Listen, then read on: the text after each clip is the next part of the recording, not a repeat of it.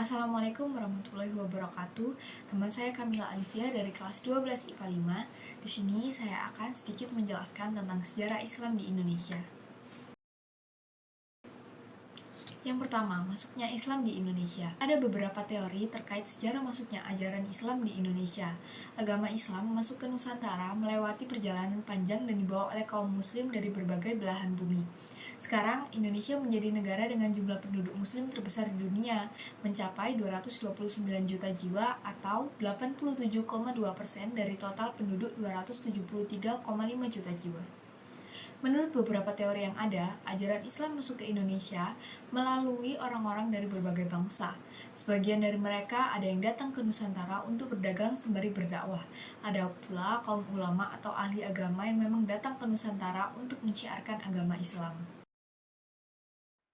Sekarang saya akan menjelaskan beberapa teori masuknya Islam di Indonesia. Yang pertama ada teori India atau Gujarat. Teori yang dicetuskan oleh G.W. Jitrawes meyakini bahwa Islam dibawa ke Nusantara oleh para pedagang dari Gujarat, India pada abad ke-13 Masehi.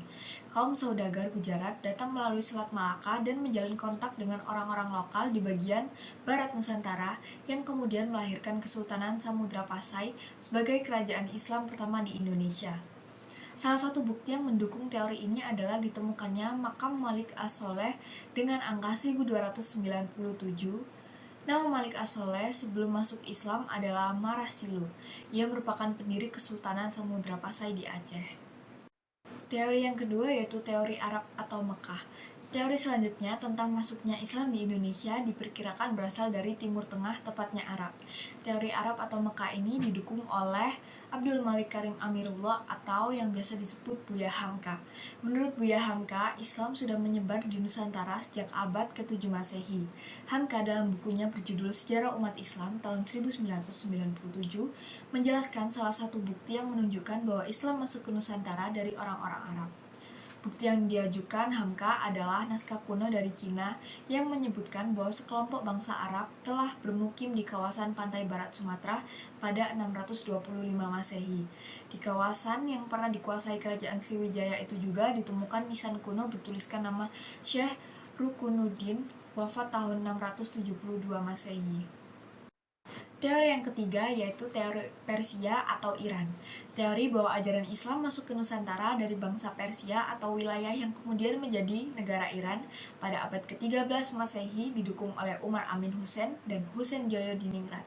Abdurrahman Misno dalam Reception, Truth Selection Modification, Antropologi Hukum Islam di Indonesia tahun 2016 menuliskan, Joyo-Diningrat berpendapat bahwa tradisi dan kebudayaan Islam di Indonesia memiliki persamaan dengan Persia. Salah satu contohnya adalah seni kaligrafi yang terpahat pada batu-batu nisan bercorak Islam di Nusantara. Ada pula budaya tabot di Bengkulu dan taubuik di Sumatera Barat yang serupa dengan ritual di Persia setiap tanggal 10 Muharram. Akan tetapi, ajaran Islam yang masuk dari Persia kemungkinan adalah Syiah. Kesamaan tradisi tersebut serupa dengan ritual Syiah di Persia yang saat ini merujuk pada negara Iran. Teori ini cukup lemah karena mayoritas pemeluk Islam di Indonesia adalah bermazhab Sunni. Yang terakhir ada teori Cina. Penyebaran Islam di Indonesia juga diperkirakan masuk dari Cina. Ajaran Islam berkembang di Cina pada masa dinasti Tang yaitu tahun 618 sampai 905 Masehi, dibawa oleh panglima muslim dari kekhalifahan di Madinah semasa era Khalifah Utsman bin Affan yaitu Sa'ad bin Abi Waqqas. Jean Alberly tahun 2004 dalam buku Islam in China menyebut relasi pertama antara orang-orang Islam dari Arab dengan bangsa Cina terjadi pada tahun 713 Masehi. Diyakini bahwa Islam memasuki Nusantara bersamaan migrasi orang-orang China ke Asia Tenggara. Mereka memasuki wilayah Sumatera bagian selatan Palembang pada 879 atau abad ke-9 Masehi. Yang kedua, di sini saya akan menjelaskan tentang penyebaran Islam di Indonesia. Di Pulau Sulawesi, Islam menyebar melalui hubungan kerajaan-kerajaan setempat dengan para ulama dari Mekah dan Madinah, yang sebelumnya pula sempat singgah di Hadramaut untuk menyebarkan agama Islam ke seluruh pelosok Nusantara. Selain itu, pengaruh dari ulama Minang di wilayah selatan Pulau Sulawesi turut mengantarkan Kesultanan Goa dan Kesultanan Bone untuk memeluk agama Islam. Sementara itu, pengaruh dari Kesultanan Ternate turut berperan penting dalam penyebaran agama Islam di Pulau Sulawesi bagian tengah dan utara. Salah satu buktinya adalah eksistensi Kesultanan Gorontalo sebagai salah satu kerajaan Islam paling berpengaruh di Semenanjung, utara Sulawesi hingga ke Sulawesi bagian tengah dan timur. Selain pengaruh Kesultanan Ternate, ulama-ulama besar yang hijrah ke wilayah Jazirah Utara dan Tengah Sulawesi pun turut mempercepat penyebaran agama Islam di wilayah ini.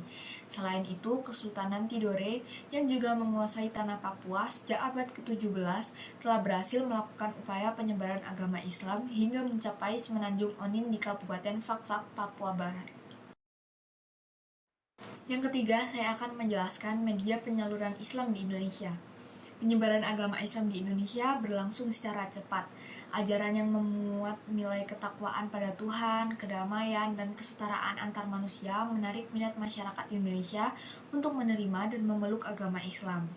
Terdapat beberapa saluran penyebaran pengaruh Islam di Indonesia sehingga bisa tersebar dan perkembangannya pesat di Nusantara, antara lain melalui saluran perdagangan, saluran perkawinan, saluran tasawuf, saluran pendidikan, dan seni budaya.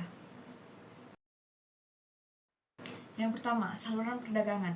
Saluran ini digunakan dalam proses Islamisasi di Indonesia pada awalnya melalui perdagangan dari para pedagang Arab, Persia, maupun Gujarat. Hal ini sesuai dengan perkembangan lalu lintas pelayaran dan perdagangan dunia yang ramai mulai abad ke-7 sampai abad ke-16 Masehi. Tidak hanya melakukan transaksi niaga, para pedagang dari Arab, Persia, dan Gujarat mengenalkan ajaran dan nilai-nilai Islam kepada mitranya dari Indonesia, lalu kepada masyarakat sekitar. Sebagai pedagang, mereka bisa bergaul luas dengan semua orang, sehingga suasana pelabuhan yang ramai menjadi kesempatan baik untuk mengenalkan agama Islam. Yang kedua ada saluran perkawinan. Saluran perkawinan merupakan salah satu cara penyebaran Islam di Indonesia. Pedagang muslim yang menetap ada yang menikah dengan putri raja atau putri bangsawan setempat. Karena kedudukan pedagang ini terhormat di mata masyarakat, pihak pedagang mensyaratkan pihak calon istri untuk mengucapkan kalimat syahadat terlebih dahulu, sehingga anak-anak hasil pernikahan mereka menganut agama Islam yang dianut orang tuanya. Yang ketiga, ada saluran tasawuf. Tasawuf merupakan ajaran ketuhanan yang telah bercampur dengan mistik dan hal-hal majis. Kedatangan ahli tasawuf ke Indonesia diperkirakan sejak abad ke-13, yaitu masa perkembangan dan penyebaran ahli-ahli tasawuf dari Persia dan India yang sudah beragama Islam, dan baru berkembang pesat sekitar abad ke-17. Yang keempat, ada saluran pendidikan. Perkembangan Islam yang cepat menyebabkan muncul tokoh ulama atau mubalik yang menyebarkan Islam melalui pendidikan dengan mendirikan pondok pesantren. Pondok pesantren merupakan tempat para pemuda dari berbagai kalangan masyarakat untuk menimba ilmu agama Islam. Setelah tamat, mereka akan menjadi juru dakwah atau menyebarkan Islam di daerah masing-masing. Dan yang terakhir ada saluran seni budaya. Berkembangnya agama Islam dapat melalui seni budaya seperti seni bangunan atau masjid, seni pahat atau ukir, seni tari, seni musik, dan seni sastra. Melalui seni budaya, para kalangan ulama seperti Wali Songo mengajarkan Islam melalui pendekatan budaya agar mudah diterima oleh kalangan masyarakat. Dan yang terakhir, di sini saya akan menjelaskan alasan Islam mudah masuk ke Indonesia. Jadi yang pertama itu karena runtuhnya kerajaan Majapahit. Adanya kerajaan Majapahit yang termasuk kerajaan Hindu-Buddha terbesar di daerah Nusantara tentunya berpengaruh terhadap penyebaran agama Islam di Nusantara. Dengan runtuhnya kekuasaan kerajaan Majapahit tersebut, pada akhir abad ke-15 membuat penyebaran Islam menjadi lebih mudah. Yang kedua, syarat masuk Islam itu mudah. Tidak ada syarat khusus untuk masuk ke dalam Islam, cukup mengucapkan 2 kalimat syahadat dengan penuh keimanan. Yang ketiga, Islam tidak mengenal sistem kasta. Dalam ajaran agama Islam, yang dapat membedakan seseorang mulia atau tidaknya adalah dengan ketakwaan kepada Allah, bukan dengan jabatan, kekayaan, darah biru, maupun faktor lainnya. Yang keempat, penyebaran Islam secara damai. Proses penyebaran Islam yang telah dilakukan oleh para leluhur seperti Wali Songo dan ulama-ulama terdahulu dilakukan dengan cara yang damai atau penuh dengan kelembutan dan kesantunan. Yang kelima, pelaksanaan ibadah mudah dan sederhana. Pelaksanaan ibadah dalam Islam terbagi menjadi dua, yaitu wajib dan sunnah. Untuk ibadah wajib sendiri seperti sholat 5 waktu, puasa di bulan Ramadan, zakat, dan haji bagi umat yang mampu saja. Yang keenam, syarat dalam Islam tidak memaksa dan bersifat fleksibel. Dan yang terakhir, adanya pengaruh tasawuf. Agama Islam yang dibawa oleh orang Gujarat atau India sedikit banyak telah dipengaruhi oleh ajaran tasawuf atau Hindu. Oleh sebab itu, masyarakat Indonesia yang mayoritasnya memeluk agama Hindu menjadi lebih mudah menerima dan memahami ajaran Islam itu sendiri. Demikian sedikit penjelasan tentang sejarah Islam di Indonesia. Mohon maaf jika ada salah kata. Wassalamualaikum warahmatullahi wabarakatuh.